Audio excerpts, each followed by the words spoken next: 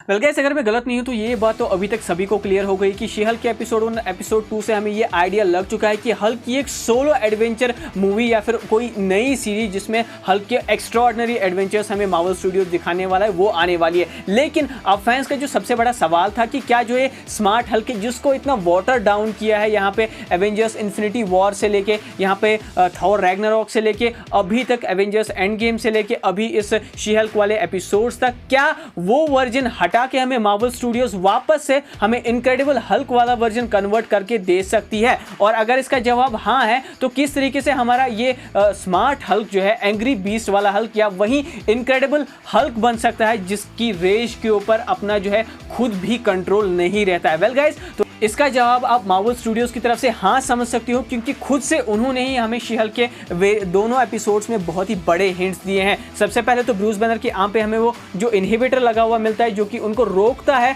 Hulk में convert होने से या फिर स्मार्ट हल्क में कन्वर्ट होने से और उनकी ह्यूमन फॉर्म को बरकरार रखता है। तो यहाँ पे हमें ये चीज़ बताती है कि हल्क की पर्सनैलिटी के ऊपर भले ही उन्होंने यहाँ पे इंटीग्रेट तो किया हो अपनी पर्सनैलिटी और यहाँ पे हल्क की पर्सनैलिटी को, फुल कंट्रोल ब्रूस बैनर के पास बिल्कुल भी नहीं है, क्योंकि जिस ई से हमें शी हल्क यहाँ पे दोनों ही एपिसोड्स में शी हल्क में और बाद में वापस जेनिफर वॉल्टर्स में ट्रांसफर होती हुई नजर आती है ना, वैसा केस यहाँ पे अभी भी ब्रूस बैनर के साथ नहीं है, जो कि आपको स्टार्टिंग के कार क्रैश सीन में भी देखने को मिलता है कि जब उनका ट्रांजिशन होने वाला होता है ना तो वो उनकी मर्जी से नहीं हो रहा होता है। इनफैक्ट कि आप वहाँ पे हल्क की पर्सनैलिटी वाली वॉइस भी या फिर वो जो स्क्रीम है वो यहाँ पे ब्रूस बैनर के चेहरे पे या फिर ब्रूस बैनर के मुंह से निकलते हुए देख सकते हो। जब हमें शी हल्क से यहाँ पे स्मार्ट हल्क फाइट करते हुए नजर आते हैं तो एक बार जब दोनों का ही फेस ऑफ होता है ना, आमने सामने होते हैं, तो फिर से जो है स्मार्ट हल्क चिल्लाते हैं, लेकिन वहां पे भी हमें ब्रूस बैनर की स्क्रीम और यहाँ पे हल्क की स्क्रीम थोड़ा बहुत जो वॉइस मॉड्यूलेशन होता है दोनों की वॉइसेस का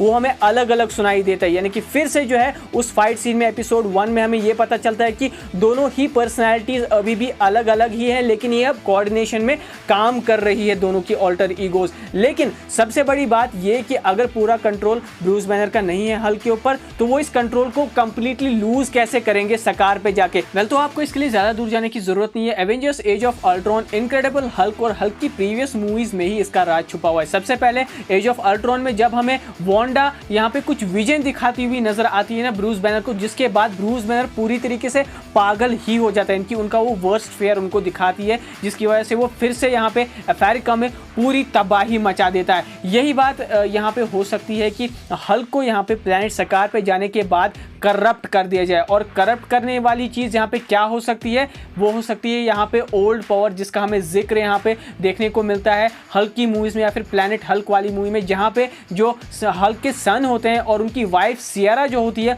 उनके पास ये शैडोज की ओल्ड पावर होती है, जो कि न सिर्फ बंदे को कंट्रोल में करने के लिए यूज़ की जा सकती है बल्कि यहाँ पे उसकी मदद से हल्क के बेटे ने एक टाइम पे तो यार पूरे प्लैनेट को कंट्रोल में रख के किया था, उनकी स्टोन्स को कंट्रोल वो कर सकते थे, पूरी के पूरे लावास को, यानी कि ईगो द लिविंग प्लैनेट जिस तरीके से guardians of the Galaxy volume 2 में हमें फाइट करता हुआ नजर आता है ना यहाँ पे गार्डियन से, वैसा ही कुछ सीन आप मान सकते हो। उस ओल्ड पावर की वजह से यहाँ पे सकार के पास वो पावर आ चुकी थी, और सेम चीज उसी पावर का यूज करके जो है गैलेक्टस को भी कई सालों तक उसकी भूख का कंट्रोल में रखा था यहाँ पे सकार ने। तो हो सकता है कि ग्रैंड मास्टर या तो फिर कोई और विलन जिसने यहाँ पे ब्रूस बैनर के लिए वो मैसेज जो है सकारियन शिप के थ्रू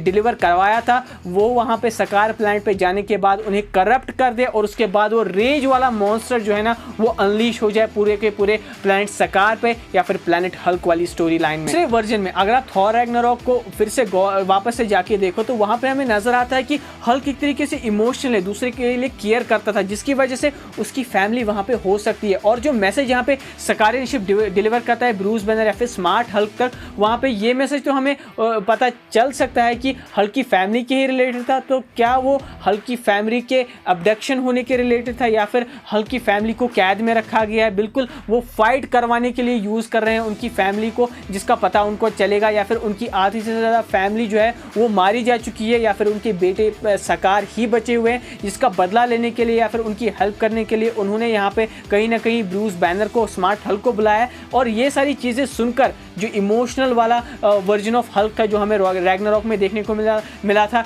जो कि इन्फिनिटी वॉर में भी बाहर नहीं आ रहा था, इतना ज़्यादा डिसएग्रीमेंट हुआ था उसका ब्रूस बैनर से, वो शायद पूरी तरीके से इमोशनली पागल हो जाएगा और हमें व्राथ जो है कंप्लीटली जो एंगर है वो अनलिश होता हुआ दिखाई दे सकता है पूरे के पूरे स्कार प्लैनेट पे, यहाँ पे असली इनक्रेडिबल हल्क का। रिगार्डलेस अब तो ये तय है कि न ही ब्रूस बैनर का एक्सपेरिमेंट, न ही वो आम वाला इनहिबिटर यहाँ पे ब्रूस बैनर को बचा सकता है इनक्रेडिबल हल्क को अनलीश करने के लिए, जो आगे चल के हमें एडवेंचर्स दिखने वाले हैं हल्क की स्टोरी लाइन से रिलेटेड। वेल गाइस, आपका इन सारी थ्योरीज के बारे में क्या सोचना है, आपके क्या थॉट्स है, हल्क की आगे की स्टोरी कैसी होनी चाहिए, कमेंट सेक्शन में जरूर बताना। और अगर इस वीडियो को अभी तक लाइक नहीं किया तो यार लाइक ठोक दो, शेयर, चैनल को सब्सक्राइब जरूर से करना। मैं मिलता हूँ किसी नई वीडियो में आपसे बहुत ही जल्द। Till then take care and stay marvellous.